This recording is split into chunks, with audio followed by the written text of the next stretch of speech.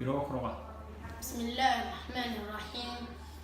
أرتا مركا راح نقول سلام يا سلامة الشرعية. السلام عليكم ورحمة الله وبركاته.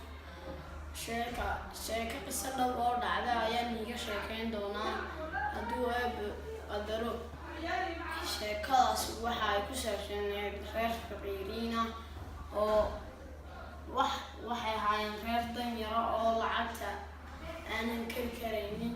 maalin maalmaha ka mid ah ayaa waxaa dhashay laba wiil oo mataana ah oo xoog isugu eg ilaa markay gaareen ilaa 7 jir. waxay ay aabihii iyo hooyadii go'aansadeen inay inankooda iskuul ku daraan. iskuullada tuulo ayay degnaayeen. iskuul yar oo dad lacag leh ayaa haystay. waxay yidhaahdeen ninkii maamulaha ahaa bay u tegeen. waxay yidhaahdeen inankaas ayaanu haynaa oo doonayna inaanu labadaa inanay mataanaha inaan noo geysin iskuul. waxay yidhaahdeen lacagta intaa weeyaan. marka loo sheegay lacagta qiimaheeda ayuu aabihii uu awoodi kari waayey inuu labada wiil uu lacagta ka wada bixiyo. markuu sheegay maamulaha aabihii oo keliya ayaa ku jiray oo maamulaha ayay wada hadlayeen. laakiin maamulaha iyo macallimiinta midna miyuunan arkin labada wiil oo isku eg. uu soo baxay si degdega ayuu inankiisii mid ahaan u qariyay. kii weynaa ayuu ku yidhaahday aabbo iskuulkan ayaad dhiganaysaa walaalkaana anaguna la joogayaa. waayi bay yidhaahdeen. inankii markuu fasalka labaad noqday ayaa waxaa dhacday inuu walaalkii wada hadlaan. walaalkii imtixaanadii ayaa soo dhawaale haddii ku dhaantidii mari. markaasuu waad ogtii inaanan anigu iskuul dhiganaysaan kugu marin karaa. habeenkuu ku yidhaahday ilaa maalmihii imtixaanka ka bacdi walaalkii warwarayay wuxuuna doonayay inuu siduu iskuulka ugu soo daro. maalin maalmaha ka mid ah ayaa waxay dhacday walaalkii ayuu u tegay. wuxuuna ku yidhaahday walaalow ma doonaysaa inaan nusu saacaha aan iskala bedelno adna inta dambe dhigatadana inta hore aan dhigto. waa asxan weeyahay ayuu ku yidhi. labadii wiil sidii ayay sameeyeen. maalin kasta waxaa dhici jirtay inuu walaalkii ugu soo dadaalo ugu soo cararo siduu walaalkii ay u wada bartaan. cid ogeydna ma laha.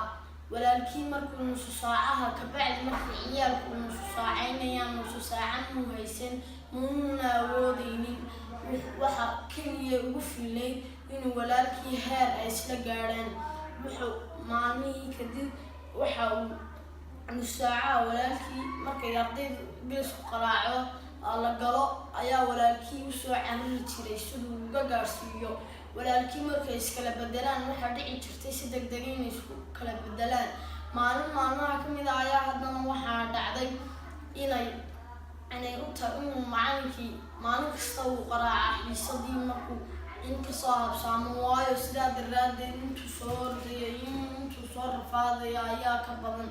waxay yidhaahday waalidkii ayaa maalin ayaa dhacday inuu ku yidhaahdo ardaygii aniga ima garanaysid waxaanaan ku suganahay laakiin macallin usha iga aayar.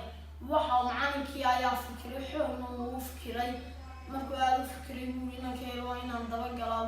sidaa jawaabta ayaa kusoo noqnoqota. waxa uu dabagalay. maalin wuxuu arkay isagoo iskala bedelayaan walaalkii sandaqad yar ayuu ku jiray. gaadhi ayuu watay macalinkoodii.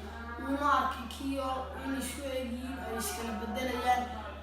gaadhigiisa uu iska soo kacay si galaaskii. waxa uu arkay inankii yaraa oo soo galay galaaskii oo gacanta soo taagay. intuu macalinka usha soo qaatay jilbahan dhulka saaray inankii yaraa ku ooyay. sidaa daraateed ayuu walaalkaa xalkuu joogaa reerkiinu ayuu la xiriiray. isaga waxaa dhacday intii la siinayay macalinka ee fiiga ahayd inuu kala bar uga bixiyo reerkii inna uu masaariiftooda uga dhigo. waxaana anugu niileeya iska ilaali walaalka kula fadhiya ee galaaska tihiin. waxa uu ku sugayay ogow. waxa وباهي يوجو أيام كله وحنا سلام دونا سلام الشرعية عليكم السلام ورحمة الله وبركاته.